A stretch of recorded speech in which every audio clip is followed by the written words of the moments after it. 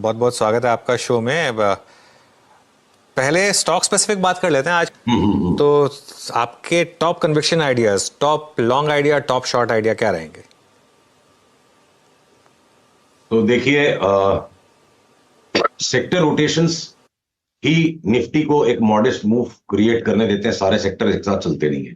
तो अब हमने एक एक करके मेटल्स में शॉर्ट सेलिंग करनी है, जिसमें हिंडाल्को का शॉर्ट सेल सिग्नल ऑलरेडी आ गया।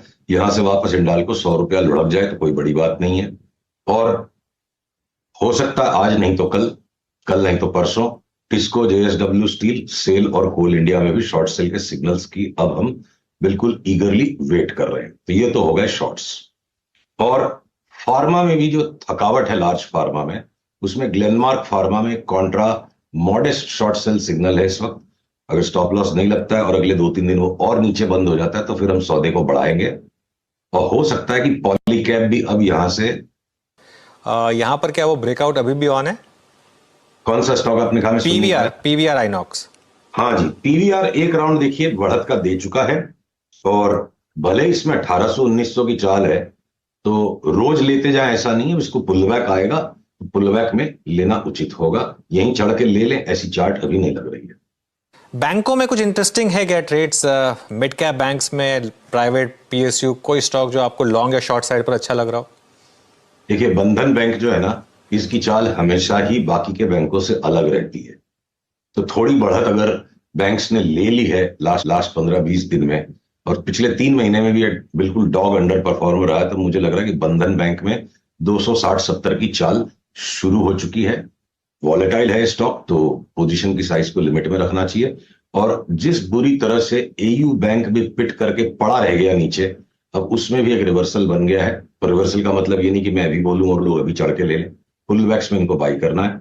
और आईडीएफसी फर्स्ट बैंक की चार्ट मुझे बहुत ही पावरफुल लग रही है।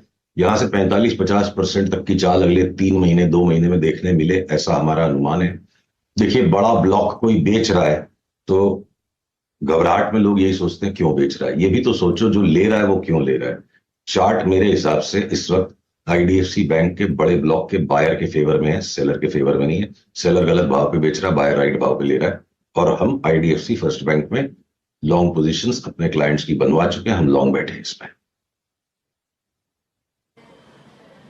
ओके, आईडीएफसी फर्स्ट बैंक में लॉन्ग। सुशील जी नमस्कार, वीरेंद्र बोल रहा हूँ। नमस्कार। एक बार एक आपने टर्म का इस्तेमाल किया था, शॉर्ट एवरीथिंग, जब बाजार का थोड़ा सा नाजुक फेज था। बट अदानी ग्रुप के स्टॉक्स को शॉर्ट मत कीजिएगा, उस वक्त हमारी अदानी पोर्ट से बात हुई थी। अब सेंस क्या बन रहा है इस स्मार्ट प्राइस परफॉर्मर पे आपका? देखिए, अगर पीसीआर ये चार्ट अडानी पोर्ट की दिखा पा रहा है जो मेरे स्क्रीन पर है, तो अगर बाजार का राजा भाव है तो बाजार की रानी मोमेंटम है। मोमेंटम को चाहे आप आरएसआई से मेजर कीजिए, मैगडी से कीजिए, आरओसी से कीजिए, जिस किसी चीज से आप करो, मोमेंटम अगर रानी अगर राजा का साथ नहीं दे रही है तो राजा बहुत दूर तक नहीं जा पाएगा, उसको लौट के जाना ही पड़ेगा। तो अब अडानी पोर्ट्स हमारी नेवर शॉर्ट की लिस्ट से निकल के time to time we will play shorts की लिस्ट पे आ गया है। आज, कल, ज्यादा से ज्यादा परसों, अब हम इसको शॉर्ट सेल करने की तैयारी में है। अभी शॉर्ट सेल सिग्नल नहीं आया है, जब आएगा तब हम अपने सब्सक्राइबर्स को बताएंगे। हो सकता है ट्विटर पे भी पोस्ट करेंगे।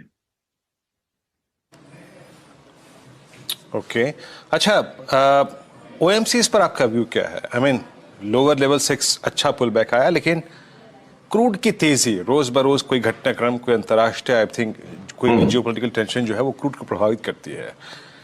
बट ये मोमेंटम कंटिन्यू करेगा? जो जो जो हमने मार्च सेकेंड हाफ में डिप देखा, उसको बाजार ने हाथों हाथ ले लिया, पर ये क्या परसिस्ट करेगा? इसको कैरी करना चाहिए अभी? देखिए, पीसीआर से अनुरोध है, उदाहरण के तौर पे एचपीसीएल की चार्ट को दिखाएं। बीपीसीएल और आईओसी में भी करीब करीब इसी प्रकार के पैटर्न्स बन रहे हैं। मैं अनुमान लगा रहा हूं कि शायद ये चार्ट दिख रही होगी, क्योंकि मैं अपने स्क्रीन को देख रहा हूं। तो ये जो आवरली चार्ट एचपीसीएल की है, अब ये जो रेजिस्टेंस जोन बन गया, इसको क्लियर करते के साथ हमको अगला उछाल 533-34 का दिखता है। और शनय शनय इसको अगर 650 भी चला जाएगा तो हमें आश्चर्य नहीं होगा। अगला मूव हम 533 खेलेंगे। देखिए, क्रूड जो है ना, अपने उच्चतम, मतलब अपनी ट्रेडिंग रेंज के हायर लेवल पर है। ईरान और इजराइल की कंफ्लिक्ट को जोड़ने के बावजूद भी, अगर देखिए क्रूड ऑयल फ्यूचर्स की मैं चार्ट खोलता हूं, अगर क्रूड ऑयल फ्यूचर्स अपने ट्रेडिंग ट्रेडिंग बैंड के हायर एंड पे से निकल नहीं पा रहा है। ये देखिए जो रैली जो बन रही है, रैली का फैग एंड है बिल्कुल। तो अगर क्रूड के बुलिश ट्रेडर्स के लिए गुड न्यूज है, ईरान और इजराइल अब लड़ मरने को तैयार है और उसके बावजूद क्रूड उस रेंज के ऊपर नहीं जा पा रहा है, तो बाजार अच्छी खबर को पचा गया। यानी अच्छी खबर भी अब अच्छी खबर नहीं है क्रूड में। तो दिन दो एक की बात है, थोड़ा फोरकास्ट तो पहले ही करना होता है, तभी वो फोरकास्ट है, एक्शन एक दो दिन रुक के लेंगे। तो क्रूड की तरफ से अब मैं वो कोई चिंता मुझे नहीं नजर आ रही है कि जिसलिए मैं एचपीसीएल, बीपीसीएल, आईओसी में अच्छी बड़ी तेजी के व्यू को अबैंडन करूं। ओके, बिल्कुल। अच्छा, निफ्टी की बात हो गई, बैंक्स की बात हो गई, निफ्टी की एक्चुअली ज़्यादा बात हुई नहीं है, लेकिन एक व्यू चाहिए मुझे आपसे निफ्टी आईटी पर और रिलायंस पर, क्योंकि एक्स ऑफ बैंक निफ्टी ये दो बड़े कंपोनेंट्स हैं मार्केट के। यहाँ पर अब क्या व्यू बन रहा है सुशील, लार्ज कैप आईटी और रिलायंस?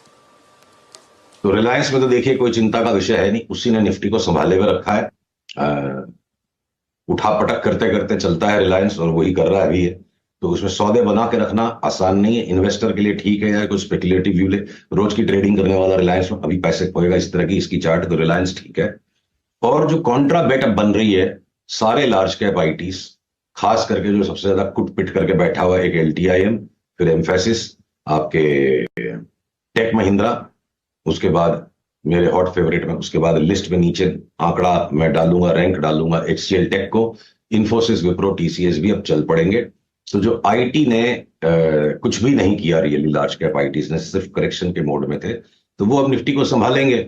और हो सकता है मेटल्स में जो बड़ी मंदी है तो आईटी संभालेगा बाजार को रिलायंस के साथ साथ। अडानी ने भी अब थकावट दिखाना शुरू कर दी है, तब जगह बन गई कि आईटी बढ़े। चाणक्य चोटी, ये क्या होता है सुशील जी? अब मैं पहली बार सुन रहा हूँ, आई डोंट नो अगर वीरू ने सुना है। चाणक्य ने चोटी बांध ली थी कि मैं चोटी तब तक नहीं खोलूंगा जब तक मैं चंद्रगुप्त मौर्य को राजा ना बना दूं। ओके, मन का बदला नहीं लूंगा। हाँ, अच्छा, तो वो क्या मतलब एक तरीके से आपकी कसम हो गई कि बस इस तरीके से मान लें उसको? नहीं, देखिए क्या इतने सारे स्टॉक्स है, कभी कोई करेक्शन दे रहा है, पर कोई जो बहुत बड़े डीप करेक्शन में जाएगा तो स्टॉक्स को हम क्या करते हैं, 200 स्टॉक्स, करीब 180 स्टॉक्स है एफएनओ में, तो लिस्ट में डाल देते कि भाई इनको शॉर्ट नहीं करना, इनको लॉन्ग नहीं करना है। तो अभी सही काम होगा कि नहीं पता नहीं, गलत काम तो बंद करें। हाँ, तो अभी ऐसा कोई स्टॉक है जिसको आप कह रहे हैं कि लॉन्ग करना ही नहीं है, शॉर्ट करना ही नहीं है? कोई और ऐसा चाणक्य चोटी स्टॉक है क्या? दोनों काम तो कैसे होंगे, लॉन्ग नहीं करना है, शॉर्ट नहीं करना है, दो में से एक काम तो करना ही होगा। हाँ, तो कोई है ऐसा स्टॉक में आप ये समझ लो, मेटल्स के स्टॉक में समझ लो, चाहे बार बार स्टॉप लॉस कटेगा, इनको बार बार अपने बेचना ही है। ओके, कोई और डार्क हॉर्स सुशील, कोई और स्टॉक जो आपको अच्छा लग रहा हो, कुछ बीएसई, सीडीएसएल, मोतीलाल टाइप का स्टॉक?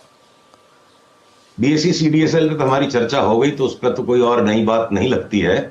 पर अगर मैं कोई डार्क हॉर्स को खोजूं तो देखिए, मीडिया एंटरटेनमेंट सेक्टर में अब बढ़िया उछाल के सारे चार्ट्स बन गए, तो आप जी के साथ अब सन टीवी को भी डेफिनेटली जोड़ लीजिए। और सारेगामा में हम थोड़े थक गए हैं, पर अब सारेगामा ने जो पाधानीसा लॉन्च किया है कि आप आर्टिफिशियल इंटेलिजेंस से घर बैठे उनके ऐप पे सब्सक्राइब कर अपने वोकल कॉर्ड्स को ट्रेन करके गाना सीख सकते हैं, तो ये एक ट्रूली इनोवेटिव चीज है। और अगर एक इतने पुराने जमाने की कंपनी हिज मास्टर्स वॉइस आज बिल्कुल कटिंग एज ऑफ टेक्नोलॉजी पे जा रही है, तो जो हमारी medium to long term outlook है कि इसका भाव 800-900 होना चाहिए, उसको जस्टिफाई करने के लायक अब कंपनी में हलचलें शुरू हो गई हैं। तो मैं सारेगामा को, चूंकि थिंकिंग ऑन द टोज, त्वरित उत्तर आपको देना है, तो मेरे अस्तबल में जितने घोड़े उसमें मेरे को सारे